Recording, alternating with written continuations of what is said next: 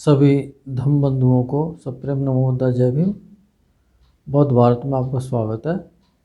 संयुक्त निकाय भाग 1 का 7वां भाग है महावर्ग, और इसमें पहला सूत्र है पठम असत्वा सूत्र।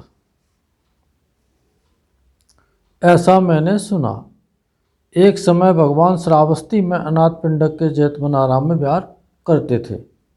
भिक्षुओं, अज्ञ पृथक जन भी अपने इस चतुर्महाभूतिक शरीर से ऊब जाए, विरक्त हो जाए और छूटने की इच्छा करे। चतुर्महा यानी कि 4 महाभूतों से बने हुए शरीर के प्रति ऊब जाए और विरक्त हो जाए और उससे छूटने की इच्छा करे। सो क्यों? क्योंकि चतुर्महाभूतिक शरीर में घटना, बढ़ना, लेना और फेंक देना सभी अपनी आँखों से देखता है। इसके कारण अज्ञ पृथक जन भी अपने इस चतुर्महाभूतिक शरीर से ऊब जाए, विरक्त हो जाए और छूटने की इच्छा करे। गंभीर धर्मोपदेश है। भिक्षुओं, किंतु यह जो चित्त, मन, विज्ञान है, उससे पृथक जन, अज्ञ जन नहीं ऊबता, विरक्त होता और न छूटने की इच्छा करता। नहीं तो ऊबता है, न विरक्त होता है और न उसे छूटने की इच्छा करता है। केवल यही एक कारण है जो कोई मरना नहीं चाहता। सो क्यों? भिक्षुओं, क्योंकि चिरकाल तक अज्ञ पृथक जन वह मेरा है, वह मैं हूँ, वह मेरा आत्मा है कि अज्ञान में और ममत्व में पड़ा रहता है। भिक्षुओं, अच्छा होता कि अज्ञ पृथक जन इस शरीर को न कि चित्त को आत्मा कह कर मानता। सो क्यों? भिक्षुओं, क्योंकि चतुर्महाभूतिक शरीर 1 वर्ष भी, 2 वर्ष भी, 100 वर्ष भी और अधिक भी ठहरा हुआ देखा जाता है। इसीलिए उसे अनित्य बोध और अनात्म बोध नहीं होने पाता। भिक्षुओं, किंतु यह चित्त, मन, विज्ञान रात दिन दूसरा उत्पन्न होता और निरुद्ध होता रहता है। इतनी शीघ्र गति से ये शरीर और चित्त ये मर रहा होता है, फिर जन्म रहा होता है, मर रहा होता है, फिर जन्म रहा, ये वो देख नहीं पाता। इसीलिए इसको जो स्थिर मान करके चलता है। भिक्षु, जैसे जंगल में घूमते हुए बानर एक डाल पकड़ता है, उसे छोड़ करके दूसरी डाल पकड़ता है, दूसरी डाल पर उछल जाता है, वैसे ही यह चित्त, मन, विज्ञान रात दिन ये काम करता है। एक विचार को छोड़ दूसरा विचार, फिर दूसरा विषय, फिर दूसरा विषय, और सुबह से लेकर शाम तक, रात तक, फिर सुबह से लेकर शाम तक, रात तक, यही सिलसिला उसके विज्ञान और मन के अंदर चलता रहता है। भिक्षुओं, यहाँ ज्ञानी आर्य श्रावक प्रतीत समुत्पाद का ही ठीक से मनन करता है। इसके होने से यह होता है, इसके नहीं होने से यह नहीं होता है। इस तरह सारा दुख समूह रुक जाता है। भिक्षुओं, इसे देख ज्ञानी आर्य श्रावक रूप से भी विरक्त रहता है, वेदना से भी विरक्त रहता है, संज्ञा से, संस्कार से, विज्ञान से। इस वैराग्य से वह मुक्त हो जाता है। जाति क्षीण हो गई ऐसा जान लिया है। ये अनंत अवस्था है, उनकी तो बात ही क्या। द्वितीय असतुवा सुत्त। श्रावस्ती में ये ठीक ऊपर अभी जो पढ़ा है उसी तरह से। भिक्षुओं, यहाँ ज्ञानी आर्य श्रावक प्रतीत समुत्पाद का ठीक से मनन करता है। इसके होने से यह होता है, इसके होने से यह नहीं होता। इस तरह सारा दुख समूह रुक जाता है। भिक्षुओं, सुख वेदनीय स्पर्श के होने से सुखावेदना पैदा होती है। उसी सुख वेदनीय स्पर्श से के निरोध से सुखावेदना निरुद्ध और शांत हो जाती है। भिक्षुओं, दुख वेदना स्पर्श होने से, अदुख असुख वेदना स्पर्श होने से वह वेदना निरुद्ध और शांत हो जाती है। भिक्षुओं, दो लकड़ियों की में रगड़ खाने से गर्मी पैदा होती है और आग निकल जाती है।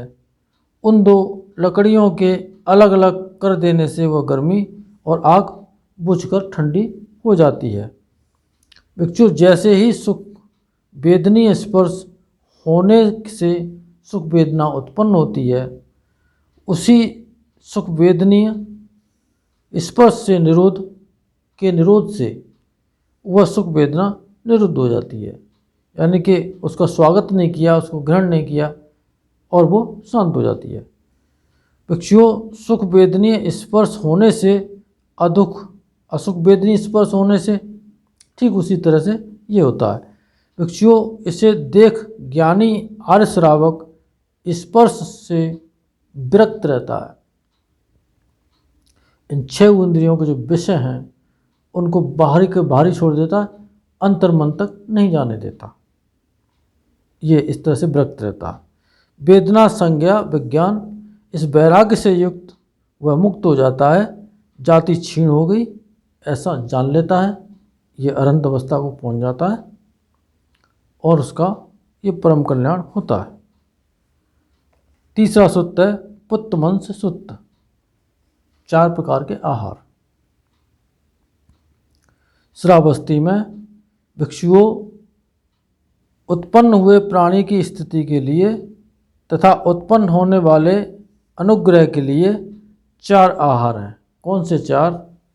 स्थूल या सूक्ष्म कौर के रूप में, स्पर्श, मन की संचेतना और विज्ञान। ये स्थूल या सूक्ष्म कौर के रूप में ये शरीर का आहार है, बाकी चित्त के आहार है। भिक्षुओं, कौर के रूप का आहार किस प्रकार समझना चाहिए? भिक्षुओं, 2 पति पत्नी कुछ पाथे लेकर कांतार के किसी मार्ग में पड़ जाएं, उनके साथ अपना एक प्यारा लड़का पुत्र हो, लाडला पुत्र हो, तब उनका पाथे धीरे धीरे समाप्त हो जाए। 2 पति पत्नी अपने बेटे को लेकर के, प्रिय बेटे को लेकर के, और रास्ते में कहीं चले जा रहे हों और वो खाने पीने की सामग्री उनके साथ है और वो रास्ते में ख़त्म हो जाए, पास में कुछ न बचे और कालांतर कुछ तय करना बाकी बचा रहे, यानी कि रास्ता भी दूर है, बाकी है और खाने पीने को कुछ है नहीं, ऐसी स्थिति में पहुंच जाए। भिक्षुओं, तब उन पति पत्नी के मन में यह हो कि हम लोगों का पाथे समाप्त हो गया, पास में कुछ नहीं बचा, तो हम लोग अपने इकलौते लाडले पुत्र को मार टुकड़े टुकड़े और बोटी बोटी कर उसे खाते हुए बाकी कांतार को तय करें। बाकी रास्ते को पुत्र के टुकड़े टुकड़े करके खा करके और ये तय करें। ये आश्चर्य की बात नहीं है, ये प्रैक्टिकल सत्य है, ऐसा हुआ है और ऐसी जब परिस्थिति आ जाए तो अभी भी ऐसा होगा। तीनों के तीनों ही मर न जाएं। अगर एक को नहीं मारेंगे तो तीनों मरेंगे। भिक्षुओं, तब वे अपने इकलौते पुत्र, प्यारे लाडले को पुत्र को मार टुकड़े टुकड़े और बोटी बोटी कर उसे खाते हुए बाकी कांतार को तय करें। वे पुत्र मांस खाएं भी और छाती पीट पीट करके विलाप भी करें। हा पुत्र हाय पुत्र, दोनों ही बातें। भिक्षुओं, तो तुम क्या समझते हो, क्या वे इस तरह मद मंडन और विभूषण के लिए आहार करते हैं?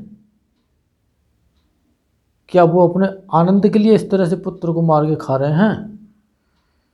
तो बनते लोग, भिक्षु लोग कहते हैं नहीं बनते। भिक्षुओं, ऐसा ही कौर के रूप का आहार समझना चाहिए। ऐसा समझने से 5 काम गुणों के राग को पहचान लेता है। 5 काम गुणों के राग को पहचान लेने से उसके लिए यह बंधन नहीं रहता, जिस बंधन में बंध कर वह फिर जन्म ग्रहण करे। भिक्षुओं, छाछ लगी हुई कोई गाय किसी भीत के सहारे लगकर खड़ी हो, भीत में रहने वाले कीड़े उसे काटें। वह किसी वृक्ष के सहारे लगकर खड़ी हो तो वृक्ष में रहने वाले कीड़े उसे काटें। पानी में खड़ी हो, आकाश में खड़ी हो भिक्षुओं, वह गाय जहाँ जहाँ जाकर खड़ी हो वहाँ वहाँ के कीड़े उसे काटें। भिक्षुओं, स्पर्श के आहार को इसी प्रकार समझना चाहिए। भिक्षुओं, स्पर्श के आहार को इस प्रकार समझ लेने से 3 वेदनाएं जान ली जाती हैं। तीनों वेदनाओं को जान लेने से आर्य श्रावक को फिर और कुछ जानना बाकी और कुछ करना बाकी नहीं बचता, ऐसा मैं कहता हूँ। भिक्षुओं, मन की संचेतना के आहार को कैसा समझना चाहिए? भिक्षुओं, किसी पोर से भर गड्ढे में लपट और धुआं से रहित लहलहाती हुई आग भरी हो, तब कोई पुरुष आवे जो जीने की कामना रखता हो, मरना नहीं चाहता हो, सुख पाना चाहता हो, दुख से दूर रहना चाहता हो, उसे 2 बलवान आदमी एक एक बाहों में पकड़ उस गड्ढे में ढकेलें। सो क्यों? भिक्षुओं, क्योंकि वह जानता है कि इस आग में गिरकर मैं मर जाऊंगा या मरने के समान दुख उठाऊंगा। भिक्षुओं, मन की संचेतना के आहार को ऐसा समझना चाहिए, मैं ऐसा कहता हूँ। भिक्षुओं, विज्ञान के आहार को कैसा समझना चाहिए? भिक्षुओं, किसी चोर अपराधी को लोग पकड़कर राजा के पास ले जाएं और कहें, देव, यह आपका चोर अपराधी है, इसे जैसी इच्छा हो दंड दें। तब राजा यह कहे कि जाओ, इसे पूर्वाह्न समय 100 भाले भोंक दो। दोपहर होते ही 100 भालों से भोंक दो। उसे लोग पूर्वाह्न समय भोंकते हैं। तब राजा मध्याह्न समय यह कहे कि उस पुरुष की क्या हालत है? देव, वह वैसा ही जीवित है। तब राजा कहे कि जाओ, मध्याह्न समय भी 100 भाले भोंक दो। दोपहर से पहले भी 100 भाले और फिर भी ठीक है तो फिर दोपहर के बाद 100 भाले और भोंक दें। तब राजा सांझ को कहे कि उस पुरुष की कैसी हालत है? उसे सांस में भी लोग 100 भाले भोंक दो। भिक्षुओं, तो क्या समझते हो? दिन भर में 300 भालों से चुप कर उसे दुख और बेचैनी होगी या नहीं? बनते एक ही भाले से चुप कर तो बड़ा दुख होता है, 300 भालों की तो बात ही क्या है। भिक्षुओं, विज्ञान के आहार को ऐसा ही समझना चाहिए। जे सचमुच ऐसी ही बातें हैं। हम सब बेहोश हैं और बेहोशी में क्या करते हुए चले जा रहे हैं कोई पता नहीं है, और इसी तरह से त्रस्त होने की हम पूरी तैयारियां कर रहे हैं। भिक्षुओं, विज्ञान को इस प्रकार जान नाम रूप को पहचान लेता है। नाम रूप को पहचान आश्रावक को फिर कुछ और करना बाकी नहीं रहता, मैं ऐसा कहता हूँ। इन शब्दों के, इन धम्म प्रवचनों के महाप्रताप से आप सबका मंगल हो, भला हो, कल्याण हो। संसार के सारे प्राणी सुखी हों। साधु साधु साधु।